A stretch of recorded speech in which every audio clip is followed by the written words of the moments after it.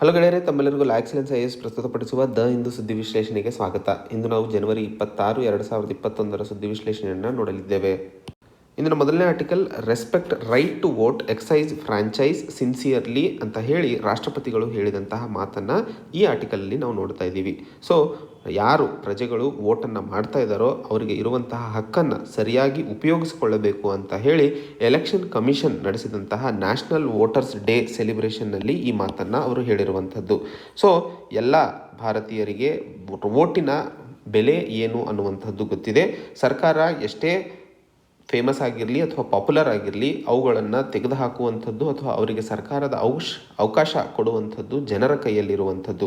So ಅಲ್ಲಿ ಜನರು ತಮ್ಮ ಹಕ್ಕನ್ನು ಸರಿಯಾಗಿ ಉಪಯೋಗಿಸ್ಕೋಬೇಕು ಅನ್ನುವಂತಹ ಮಾತನ್ನು ರಾಷ್ಟ್ರಪತಿಗಳು ಹೇಳಿರುವಂಥದ್ದು. ಹಾಗೆ ಎಕ್ಸಾಮಿನೇಷನ್ ಪಾಯಿಂಟ್ ಆಫ್ ವ್ಯೂ ಅಲ್ಲಿ ಅತಿ ಮುಖ್ಯವಾಗಿ ನೆನಪಿಟ್ಕೋಬೇಕಾಗಿರುವಂಥದ್ದು, ನ್ಯಾಷನಲ್ ವೋಟರ್ಸ್ ಡೇ ಆಚರಣೆ ಯಾವಾಗ ಮಾಡಲಾಗುತ್ತದೆ, ಅದು ಬಹಳ ಇಂಪಾರ್ಟೆಂಟಾಗಿ MCQ ಅಲ್ಲಿ ನಮಗೆ ಈ ಪ್ರಶ್ನೆ ಬರಬಹುದು.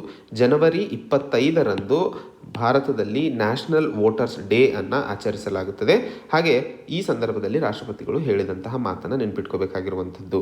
ಹಾಗೆ ಇದೇ ಸಂದರ್ಭದಲ್ಲಿ ಡಿಜಿಟಲ್ ವೋಟರ್ ID ಕಾರ್ಡ್ಸ್ಗಳನ್ನು ಸಹ ಲಭ್ಯ ಮಾಡಲಾಗಿದೆ ಭಾರತೀಯ ಪ್ರಜೆಗಳಿಗೋಸ್ಕರ. ಮುಂದಿನ article, budgeting in a time of crisis.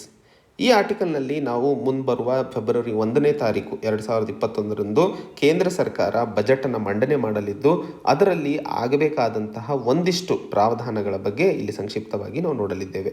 ಮೊದಲನೇದಾಗಿ, ಗ್ರೇಟ್ ಡಿಪ್ರೆಷನ್ ನಮಗೆಲ್ಲ ನೆನಪಿದ್ರೆ 1929ರಲ್ಲಿ ಇದು ನಮಗೆ ಕಂಡಿತ್ತು.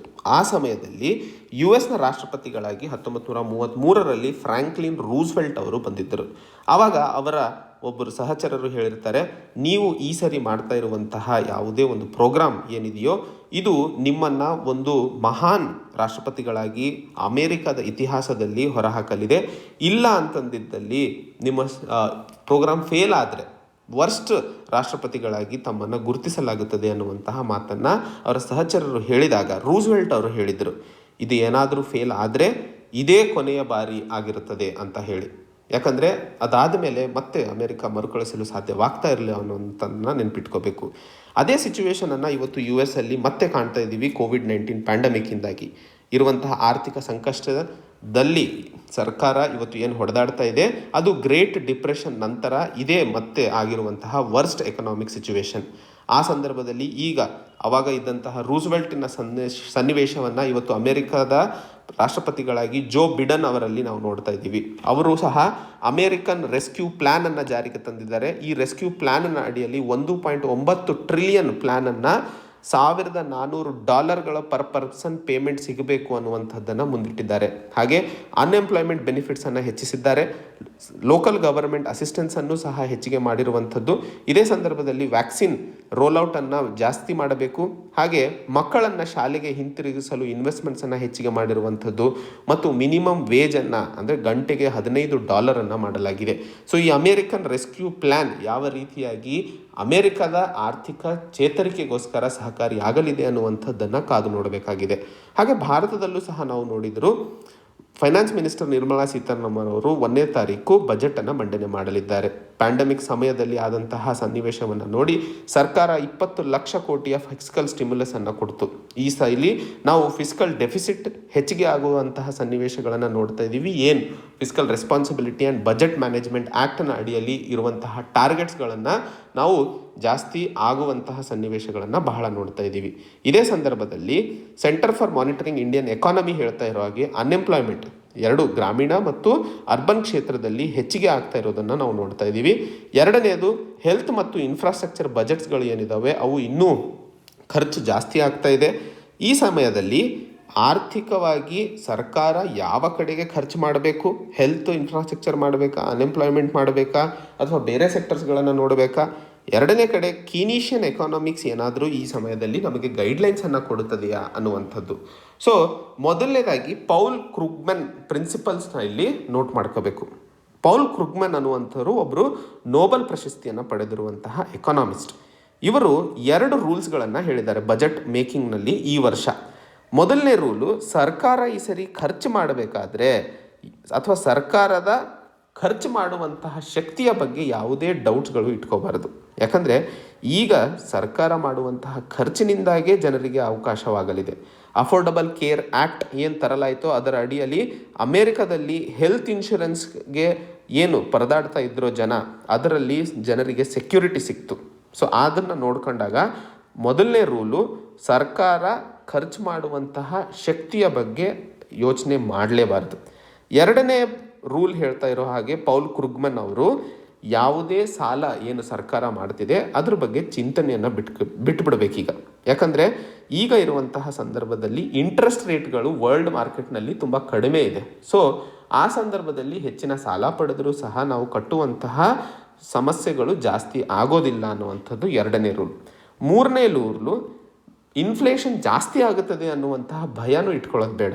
ಯಾಕಂದರೆ ಒಂದು ಹೀಟ್ ಅಥವಾ ಹಾಟ್ ಎಕಾನಮಿ ಅನ್ನುವಂತಹ ಪದವನ್ನು ಉಪಯೋಗಿಸಲಾಗ್ತಿದೆ. ಸೊ ಇನ್ಫ್ಲೇಷನ್ ಜಾಸ್ತಿ ಆದಂಗೆ ಹಾಟ್ ಎಕಾನಮಿ ಅಂತ ಕರಿತೀವಿ. ಆ ಅದಕ್ಕಿಂತ ಅನ್ಎಂಪ್ಲಾಯ್ಮೆಂಟ್ ಅಥವಾ ಬಜೆಟ್ ಡೆಫಿಸಿಟ್ಗಳು ಕಾಪಾಡಲು ಹಾಟ್ ಎಕಾನಮಿಯನ್ನು ಹಿಂದೆ ಇಡುವಂಥದ್ದು ಎಷ್ಟರ ಮಟ್ಟಿಗೆ ಸರಿ ಅನ್ನುವಂಥದ್ದನ್ನು ನೋಡಿಸ್ಕೋಬೇಕು. ಸೊ ಹೆಚ್ಚಿಗೆ ಇನ್ಫ್ಲೇಷನ್ ಆಗಿರಲಿ, ಆದರೆ ಜನರಿಗೆ ಎಂಪ್ಲಾಯ್ಮೆಂಟು ಮತ್ತು ಬೇರೆ ಪ್ರಾವಧಾನಗಳು ಸಿಗುವಂತಹ ಕೆಲಸವನ್ನು ಸಾಗಿಸಬೇಕು ಅನ್ನುವಂಥದ್ದು.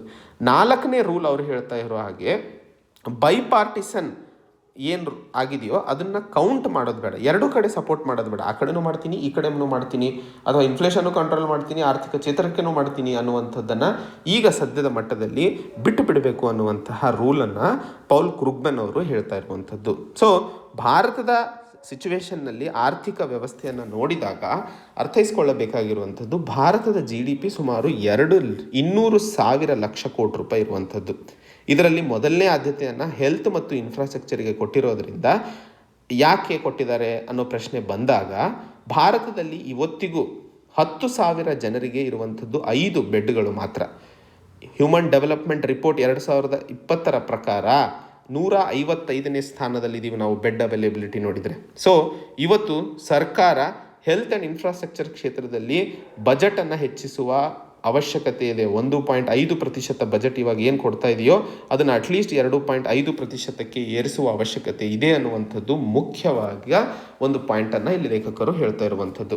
ಎರಡನೇ ಹಂತದಲ್ಲಿ ನ್ಯಾಷನಲ್ ಇನ್ಫ್ರಾಸ್ಟ್ರಕ್ಚರ್ ಪೈಪ್ಲೈನ್ ಏನು 111 ಲಕ್ಷ ಕೋಟಿಯನ್ನು 2025ರವರೆಗೆ 6,800 ಪ್ರಾಜೆಕ್ಟ್ಸ್ಗಳ ಮೇಲೆ ಖರ್ಚು ಮಾಡಲು ಸರ್ಕಾರ ಮುಂದಾಗಿದೆಯೋ, ಈ ಒಂದು ಇನ್ಫ್ರಾಸ್ಟ್ರಕ್ಚರ್ ಪ್ರಾಜೆಕ್ಟಿಂದಾಗಿ ಬಹಳಷ್ಟು ಬೇರೆ ಡೊಮೈನ್ಸ್ಗಳ ಮೇಲೇನೂ ಸಹ ಪ್ರಭಾವ ಬೀಳಲಿದೆ. ಸೊ ಇದು ಮಲ್ಟಿಪ್ಲೈಯರ್ ಎಫೆಕ್ಟನ್ನು ಕ್ರಿಯೇಟ್ ಮಾಡಲಿದೆ ಅನ್ನುವಂಥದ್ದನ್ನು ಹೇಳ್ತಾ ಇರುವಂಥದ್ದು. ಹಾಗೆ ಬಹಳಷ್ಟು ಆರ್ಟಿಕಲ್ಸ್ಗಳಲ್ಲಿ ಹೇಗೆ ಗ್ರಾಮೀಣ ಪ್ರದೇಶಗಳಲ್ಲಿ Mahatma Gandhi national rural employment guarantee scheme ಇದೆಯೋ, ಅದೇ ರೀತಿಯಾಗಿ ಒಂದು ಅರ್ಬನ್ ಎಂಪ್ಲಾಯ್ಮೆಂಟ್ ಗ್ಯಾರಂಟಿ ಸ್ಕೀಮನ್ನು ತರುವ ಅವಶ್ಯಕತೆ ಇದೆ ಅನ್ನುವಂಥದ್ದನ್ನು ಸಹ ಲೇಖಕರು ಇಲ್ಲಿ ಹೇಳ್ತಾ ಇರುವಂಥದ್ದು. ಸೊ ಈ ಎಲ್ಲ ಸಂದರ್ಭದಲ್ಲಿ ಒಂದಿಷ್ಟು ರಿಸೋರ್ಸ್ ಕ್ರಂಚ್ಗಳು ಬರಲಿದ್ದಾವೆ. ಆದರೆ ಹಿಂದೆ ಇಂಟರ್ನ್ಯಾಷನಲ್ ಆಯಿಲ್ ಪ್ರೈಸಸ್ಗಳು ಹೆಚ್ಚಿಗೆ ಆದಾಗಲೂ ಸಹ ಅಥವಾ ಕಡಿಮೆ ಆದಾಗಲೂ ಸಹ ನಾವು ಆಯಿಲ್ ಪ್ರೈಸಸನ್ನು ಏರಿಸ್ತಾನೆ ಹೋಗಿದ್ವಿ. ಅದ್ರಾಗ ಬಂದಂತಹ ಪ್ರಾಫಿಟ್ ಇವತ್ತು GSTಯಿಂದ ನಾವು ಹೆಚ್ಚಿನ ರೆವೆನ್ಯೂವನ್ನು ಪಡಿತಾ ಇದ್ದೀವಿ. ಅದನ್ನು ಸಹ ನಮಗೆ ರಿಸೋರ್ಸ್ ಕೊಡ್ತಾ ಇದೆ.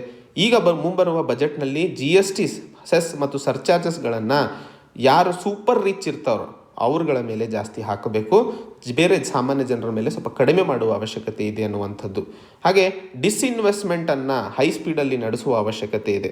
ಸೊ ಇವತ್ತೇನು ಆವ್ರೇಜ್ ಟ್ಯಾರಿಫ್ 10% ಇದೆಯೋ ಅದು 14% 2024ರವರೆಗೆ ಹೋಗುವ ಅವಶ್ಯಕತೆ ಇದೆ ಅನ್ನುವಂಥದ್ದು ಅರವಿಂದ್ ಪನಾರಗಿಯ ಅವರು ಹೇಳಿದ್ದರು. ಇವತ್ತು ಆರ್ಥಿಕ ವ್ಯವಸ್ಥೆಯಲ್ಲಿ labour code, new farm laws, insolvency and bankruptcy code, low corporate profit tax, single nationwide GST ಹಾಗೂ ಆದಂತಹ ಡಿಜಿಟೈಸೇಷನ್ಗಳ ಸಿಚುವೇಷನನ್ನು ನೋಡಿದರೆ ಭಾರತದಲ್ಲಿ ಭಾರತ ಪ್ರೈವೇಟೈಸೇಷನ್ ಆ್ಯಂಡ್ ಟ್ರೇಡ್ ಲಿಬರೈಸೇಷನಿಗೆ ರೆಡಿ ಇದ್ದೀವಿ.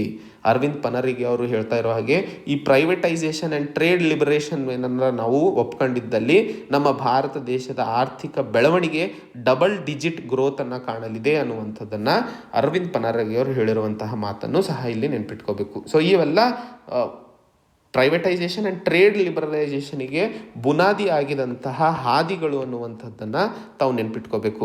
ಹಾಗೆ ಇದೇ ಸಂದರ್ಭದಲ್ಲಿ ನಿರ್ಮಲಾ ಸೀತಾರಾಮನ್ ಅವರು ಈಗ ಪ್ರೆಸೆಂಟ್ ಮಾಡ್ತಾ ಇರುವಂತಹ ಬಜೆಟ್ನಲ್ಲಿ ಕಾರ್ಪೊರೇಟ್ ಟ್ಯಾಕ್ಸ್ ರೇಟ್ಗಳ ಬಗ್ಗೆ ಒಂದಿಷ್ಟು ಮಾತುಕತೆ ಅಪೇಕ್ಷಿಸ್ತಿದ್ದಾರೆ.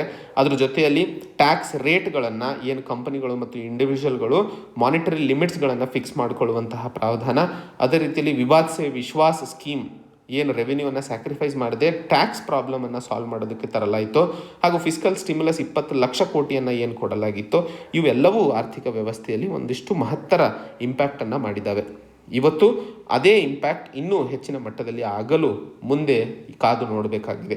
ಆದರೆ ಈ ಎಲ್ಲದರ ನಂತರ ಕೊನೆಯಲ್ಲಿ ಲೇಖಕರು ಹೇಳ್ತಾ ಇರುವಂಥದ್ದು, ಸೂಪರ್ ರಿಚ್ಗಳು ಏನಿದ್ದಾರೋ ಅವರು ಒಂದಿಷ್ಟು ಟ್ಯಾಕ್ಸ್ ಕನ್ಸೆಷನ್ಸ್ ಬೇಕು ಅನ್ನುವಂಥದ್ದನ್ನು ಅವರು ತಮ್ಮ ಬೇಡಿಕೆಯನ್ನು ಮುಂದಿಡದೆ ಸರ್ಕಾರ ಹಾಗೂ ದೇಶದ ಆರ್ಥಿಕ ವ್ಯವಸ್ಥೆಯ ಬೆಳವಣಿಗೆಗೋಸ್ಕರ ಸ್ವಲ್ಪ ಕನ್ಸಿಡರ್ ಮಾಡಬೇಕು ಅನ್ನುವಂಥದ್ದನ್ನು ಲೇಖಕರು ಇಲ್ಲಿ ಹೇಳ್ತಾ ಇರುವಂಥದ್ದು. ಮುಂದಿನ article, green tax mooted for personal vehicles older than 15 years. ಈ ಆರ್ಟಿಕಲ್ನಲ್ಲಿ union ministry road transport and highway Nitin Gadkari ಅವರು ಒಂದು ಪ್ರಪೋಸಲನ್ನು ಮುಂದಿಟ್ಟಿದ್ದಾರೆ. ಅದರ ಹೆಸರು ಗ್ರೀನ್ ಟ್ಯಾಕ್ಸ್. ಈ ಹಳೆಯ ವೆಹಿಕಲ್ಗಳು ಏನು 15 ವರ್ಷಕ್ಕಿಂತ ಹಳೆವಿದಾವೋ ಅವುಗಳ ಮೇಲೆ ಗ್ರೀನ್ ಟ್ಯಾಕ್ಸನ್ನು ಹಾಕಲಾಗುತ್ತದೆ ಅಂತ ಹೇಳಿರುವಂಥದ್ದು. ಇದರ ಅಡಿಯಲ್ಲಿ ನಮಗೆಲ್ಲ ಗೊತ್ತಿರೋ ಹಾಗೆ ಯಾವುದೇ ವೆಹಿಕಲ್ ಆಗಿರಲಿ 15 ವರ್ಷಗಳ ನಂತರ ರಿಜಿಸ್ಟ್ರೇಷನ್ ಸರ್ಟಿಫಿಕೇಟನ್ನು ರಿನ್ಯೂವಲ್ ಮಾಡಿಸಬೇಕಾಗಿರುತ್ತದೆ. ಆ ರಿನ್ಯೂವಲ್ ಸಮಯದಲ್ಲಿ ಆ ವೆಹಿಕಲ್ ಯಾವ ಟೈಪ್ ಆಗಿದೆ, ಏನು ಫ್ಯೂಲ್ ಕಂಡೀಷನ್ ಇದೆ ಅದರದ್ದು, ಇವುಗಳನ್ನು ಆಧರಿಸಿ 10ರಿಂದ 25% ರೋಡ್ ಟ್ಯಾಕ್ಸ್ ಏನಿದೆ ಟ್ರಾನ್ಸ್ಪೋರ್ಟ್ ವೆಹಿಕಲ್ಸ್ಗಳ ಮೇಲೆ, ಅವುಗಳ ಮೇಲೆ ಈ ಟ್ಯಾಕ್ಸನ್ನು ಹಾಕಲಾಗುತ್ತದೆ ಅನ್ನುವಂತಹ ಮಾಹಿತಿಯನ್ನು ಕೊಟ್ಟಿರುವಂಥದ್ದು. ಈ ಒಂದು ಉದ್ದೇಶ ಅಥವಾ ಗ್ರೀನ್ ಟ್ಯಾಕ್ಸ್ನ ಮುಖ್ಯ ಉದ್ದೇಶ ಇರುವಂಥದ್ದು ಹಳೆಯ ವೆಹಿಕಲ್ಸ್ಗಳನ್ನು ಸ್ಕ್ರ್ಯಾಪ್ ಮಾಡಿ ಅಥವಾ ಅವುಗಳನ್ನು ಡಿರಿಜಿಸ್ಟ್ರೇಷನ್ ಮಾಡಿಸುವಂತಹ ಪ್ರಾವಧಾನವನ್ನು ಜನರು ಮುಂಸಾಗಿಸಬೇಕು ಅನ್ನುವಂಥದ್ದು. ಈ ಒಂದು ಪಾಲಿಸಿ ಏಪ್ರಿಲ್ 1, 2022 ಲಾಗುವಾಗಲಿದೆ.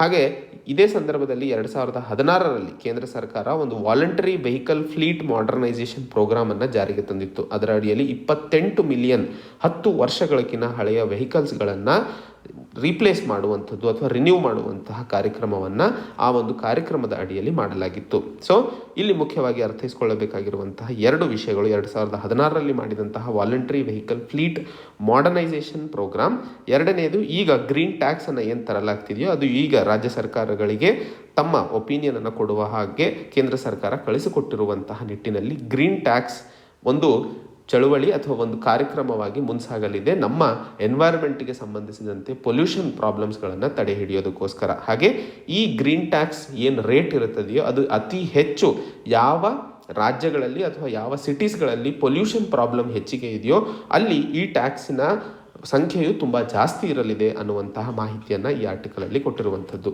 ಇಲ್ಲಿ ನಾವು ಓದಿರುವಂತಹ ಮಾಹಿತಿ GS ಪೇಪರ್ 3 ಎನ್ವೈರ್ಮೆಂಟ್ ಸೆಕ್ಷನಿಗೆ ಅತಿ ಮುಖ್ಯವಾಗಿರುವಂಥದ್ದು. ಮುಂದಿನ article, the time for not mass but targeted vaccination. ನಮಗೆಲ್ಲ ಗೊತ್ತಿರೋ ಹಾಗೆ ಕೋವಿಡ್-19 ಪ್ಯಾಂಡಮಿಕ್ ನಂತರ ಈಗ ವ್ಯಾಕ್ಸಿನೇಷನ್ ಸ್ಟ್ರಾಟಜಿ ಅಥವಾ ವ್ಯಾಕ್ಸಿನೇಷನ್ ಪ್ರೋಸೆಸ್ಸಿನ ಬಗ್ಗೆ ದೇಶಾದ್ಯಂತ ಪ್ರಪಂಚದಾದ್ಯಂತ ನಾವು ನೋಡ್ತಾನೆ ಇದ್ದೀವಿ. ಈ ಆರ್ಟಿಕಲ್ನಲ್ಲಿ ಲೇಖಕರು ಹೇಳ್ತಾ ಇರುವಂಥದ್ದು, ಈಗ ಭಾರತದಲ್ಲಿ ಮಾಸ್ ವ್ಯಾಕ್ಸಿನೇಷನ್ನ ಅವಶ್ಯಕತೆ ಇಲ್ಲ, ಟಾರ್ಗೆಟೆಡ್ ವ್ಯಾಕ್ಸಿನೇಷನ್ನ ಅವಶ್ಯಕತೆ ಇದೆ ಅನ್ನುವಂತಹ ಮಾಹಿತಿಯನ್ನು ಹೇಳ್ತಾ ಇರುವಂಥದ್ದು. ಮೊದಲನೇದಾಗಿ ಭಾರತ ಪೀಕ್ ಸೈಕಲನ್ನು ಸೆಪ್ಟೆಂಬರ್ 2020ರಲ್ಲಿ ದಾಟಿ ಬಂದಿದೆ. ಯಾಕಂದರೆ ಯಾವಾಗಲೂ ಪ್ಯಾಂಡಮಿಕನ್ನು ನಾವು ಒಂದು ಕರ್ವ್ನ ಹಾಗೆ ನೋಡ್ತೀವಿ. ಈ ಪೀಕ್ ಭಾರತದಲ್ಲಿ ಸೆಪ್ಟೆಂಬರ್ ತಿಂಗಳಲ್ಲಿ ಕಳೆದೋದ್ರಿಂದ ಇವತ್ತು ಭಾರತದಲ್ಲಿ ಆಗ್ತಾ ಇರುವಂತಹ ಆವ್ರೇಜ್ ಇನ್ಫೆಕ್ಷನ್ ರೇಟ್ಗಳನ್ನು ನೋಡಿದಾಗ ಅದು ಒಂದು ಸ್ಟೆಬಿಲಿಟಿಗೆ ಬಂದಿದೆ. ಈ ಒಂದು ಆರ್ಟಿಕಲ್ನಲ್ಲಿ 2 ಪದಗಳನ್ನು ನಾವು ಅರ್ಥೈಸಿಕೊಳ್ಳಬೇಕಾಗಿರುವಂಥದ್ದು. ಮೊದಲನೇದು ಎಪಿಡೆಮಿಕ್, ಎರಡನೇದು ಎಂಡಮಿಕ್ ಅಂತ ಹೇಳಿ. ಸೊ ಎಪಿಡೆಮಿಕ್ ಅನ್ನುವಂತಹ ಸ್ಟೇಜ್ನಲ್ಲಿ ಯಾವ ಒಬ್ಬ ವ್ಯಕ್ತಿ ಈ ಕೋವಿಡ್-19 ವೈರಸ್ನಿಂದ ಇನ್ಫೆಕ್ಷನ್ ಆಗಿರ್ತಾನೋ ಅವನು ಎಷ್ಟು ಜನಕ್ಕೆ ಹರಡಿಸ್ತಾನೆ, ಅದು ಏನಾದರೂ ಆ ಒಂದು ರೇಟ್ ಆಫ್ ಇನ್ಫೆಕ್ಷನನ್ನು R ಅಂತ ಕರಿತೀವಿ. ಈ ರೇಟ್ ಆಫ್ ಇನ್ಫೆಕ್ಷನ್ ಏನಾದರೂ 1ಕ್ಕಿಂತ ಜಾಸ್ತಿ ಇದ್ದಾಗ ಅದನ್ನು ನಾವು ಎಪಿಡೆಮಿಕ್ ಅಂತ ಕರಿತೀವಿ.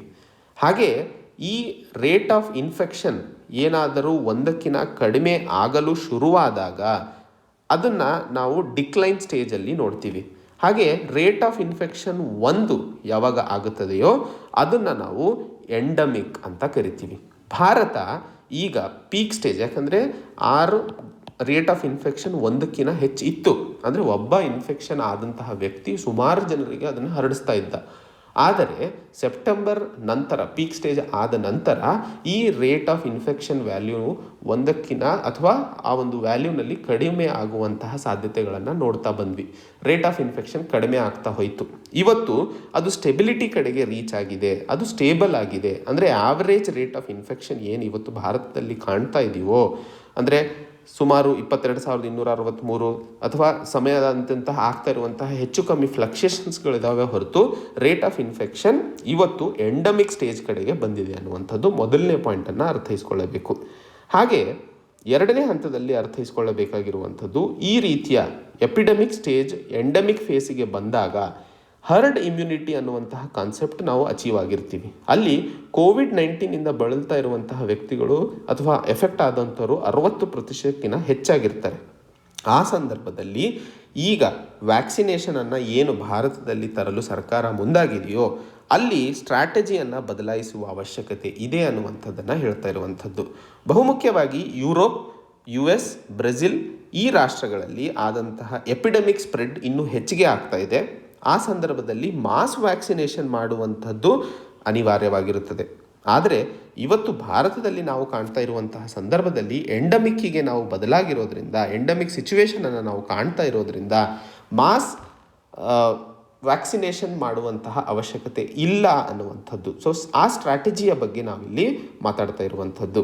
ಇಲ್ಲಿ ಒಂದು ಕೋವಿಡ್-19 ಮುಖ್ಯವಾದ ಸ್ಟ್ರಾಟಜಿ ಸಾವು ಮತ್ತು ಇನ್ಫೆಕ್ಷನನ್ನು ಪೂರ್ತಿಯಾಗಿ ಭಾರತದಿಂದ ತೆಗೆದುಹಾಕುವಂತಹ ಪ್ರಾವಧಾನವನ್ನು ಅಥವಾ ಸನ್ನಿವೇಶಗಳನ್ನು ಪರಿಗಣಿಸಬೇಕು.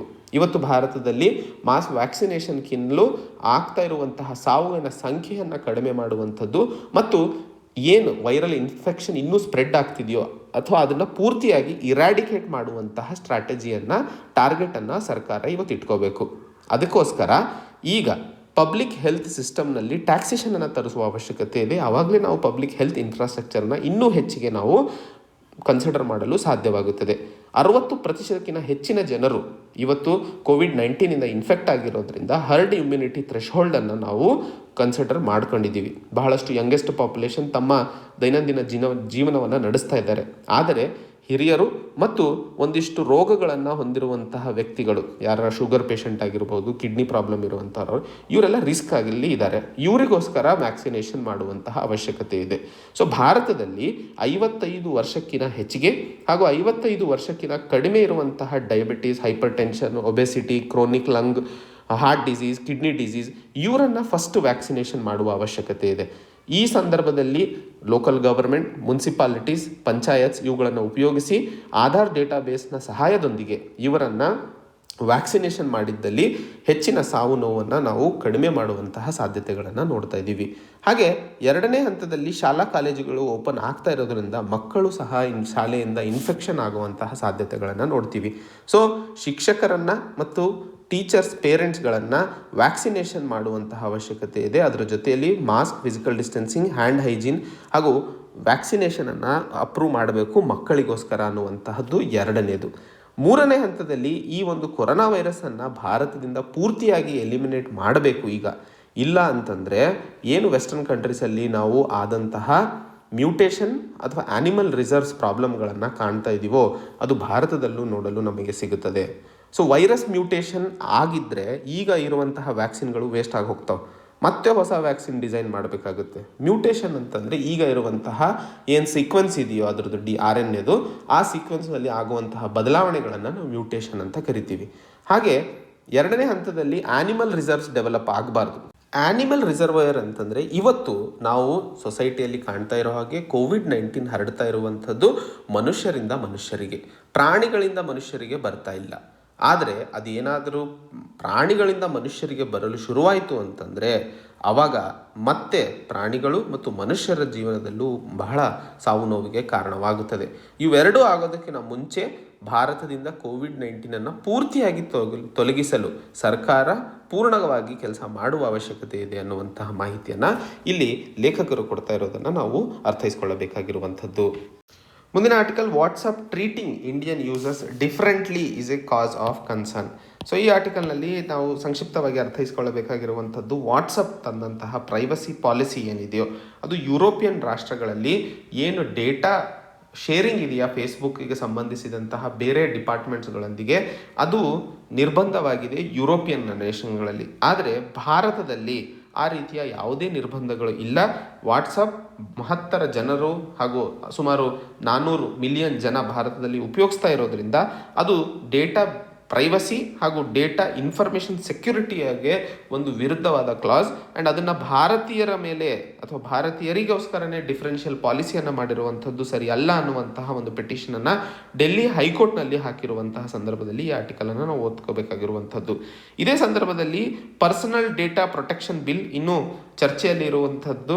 ಅದು ಬಂದಿದ್ದರೆ ಈ ಒಂದು ಸಿಚುವೇಶನನ್ನು ಸಾಲ್ವ್ ಮಾಡಲು ತುಂಬ ಅನುಕೂಲವಾಗ್ತಾ ಇತ್ತು. So personal data protection bill ಇನ್ನು ಚರ್ಚೆಯಲ್ಲಿದೆ, ಅದು ಬರುತ್ತದೆ ಇನ್ನು ಮುಂದಿನ ದಿನಗಳಲ್ಲಿ. ಹಾಗೆ ಇಲ್ಲಿ ಪೆಟಿಷನರ್ ಹೇಳ್ತಾ ಇರೋ ಹಾಗೆ ವಾಟ್ಸಪ್ ನ್ಯೂ ಪ್ರೈವಸಿ ಪಾಲಿಸಿ ಏನಿದೆಯೋ ಅದು ಫಂಡಮೆಂಟಲ್ ರೈಟ್ಸ್ನ ಅಡಿಯಲ್ಲಿ, ರೈಟ್ ಟು ಪ್ರೈವಸಿ ಏನು ಗ್ಯಾರಂಟಿ ಆಗಿದೆಯೋ ನಮ್ಮ ಸಂವಿಧಾನದ ಅಡಿಯಲ್ಲಿ, ಅದು ಭಾರತೀಯರ ರೈಟ್ಸನ್ನು ವೈಲೇಟ್ ಮಾಡ್ತಾ ಇದೆ ವಾಟ್ಸಪ್ಪು. ಸೊ ಅದನ್ನು ಕನ್ಸಿಡರ್ ಮಾಡುವ ಅವಶ್ಯಕತೆ ಇದೆ ಅನ್ನುವಂತಹ ಒಂದು ನ್ಯೂಸನ್ನು ಇಲ್ಲಿ ಅರ್ಥೈಸಿಕೊಳ್ಳಬೇಕಾಗಿರುವಂಥದ್ದು. ಮುಂದಿನ ದಿನಗಳಲ್ಲಿ ಯಾವ ರೀತಿಯಾಗಿ ಹೈಕೋರ್ಟ್ ಇದರ ಬಗ್ಗೆ ಕೊಡಲಿದೆ ವರ್ಡಿಕ್ಟ್ ಅನ್ನುವಂಥದ್ದನ್ನು ಕಾದು ನೋಡಬೇಕಾಗಿರುವಂಥದ್ದು. ಸೊ ಇದು ಇವತ್ತಿನ ಸುದ್ದಿ ವಿಶ್ಲೇಷಣೆಗಳೇ. ಮತ್ತೆ ಹೊಸ ಸಂಚಿಕೆಯೊಂದಿಗೆ ಭೇಟಿಯಾಗೋಣ. ಅಲ್ಲಿಯವರೆಗೆ ಜೈ ಹಿಂದ್, ಜೈ ಕರ್ನಾಟಕ.